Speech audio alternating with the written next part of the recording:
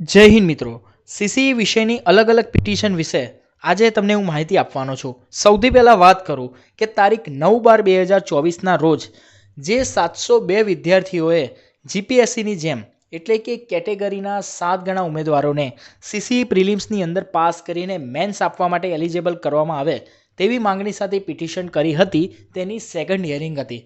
પરંતુ ગઈકાલે જ્યારે કોર્ટ ઉપર એટલે કે બોર્ડ ઉપર કેસ આવવાનો હતો ત્યારે નામદાર હાઈકોર્ટના જજે એવું કીધું કે બીજા ઘણા એવા ફાસ્ટ ટ્રેક કેસો છે જેની અર્જન્ટ હિયરિંગ જરૂરી છે, જ્યારે સીસીઈની ગ્રુપ બીની એક્ઝામ હજી વાર છે, માટે કે તેને નેક્સ્ટ ડેટ આપવામાં આવી છે.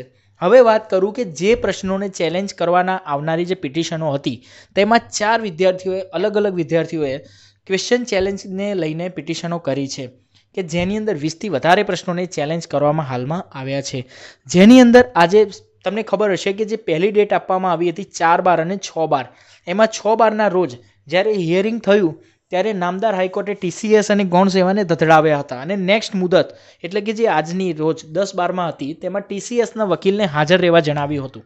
તો આજે જ્યારે ટીસીએસના વકીલ હાજર થયા તો તેમણે નામદાર હાઈકોર્ટ પાસે પૂરતો સમય માંગ્યો છે, એટલે કે તેમને દલીલ કરવા માટે અથવા પોતાનો પક્ષ મૂકવા માટે નામદાર હાઈકોર્ટ માટે શુક્રવાર સુધીનો સમય માંગ્યો હતો. પરંતુ નામદાર હાઈકોર્ટે લાંબી મુદતનો સમય ના આપતા 16/12/2024 સોમવારના દિવસે નેક્સ્ટ મુદત આપી દીધી છે. ટીસીએસના વકીલે એવું પણ કહ્યું કે અમને શુક્રવાર સુધીનો સમય આપો, પણ જજ સાહેબે સાફ શબ્દોમાં ના કહી દીધું કે તમને સોમવારે જ આની હિયરિંગ થશે. અને તે સાથે જ નામદાર હાઈકોર્ટના માનનીય ન્યાયાધીશ સાહેબે એવું પણ કીધું કે તમે કોર્ટ સાથે કોઈ સ્માર્ટનેસ વાપરવાની કોશિશ ના કરતા, નહીં તો તમે મુશ્કેલીમાં આવી જશો.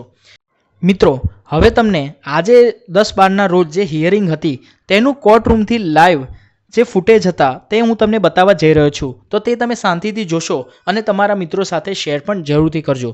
અને તમે કોમેન્ટ કરીને એ પણ જણાવજો કે ટીસીએસ તમને શું લાગે છે, પોતાના તરફથી શું પક્ષ પોતાનો મૂકશે, અને તે સાથે જ નામદાર હાઈકોર્ટનું જે વલણ રહ્યું છે તે જોતાં તમને શું લાગી રહ્યું છે કે આની અંદર શું બદલાવ આવી શકે છે.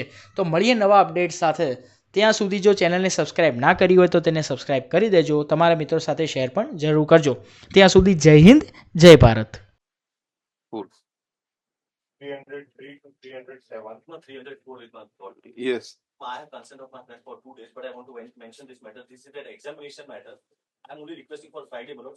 We are in the process of getting instructions. No problem. Uh, Not Friday, Monday. I'm immense good. I'm immense good. I'm great.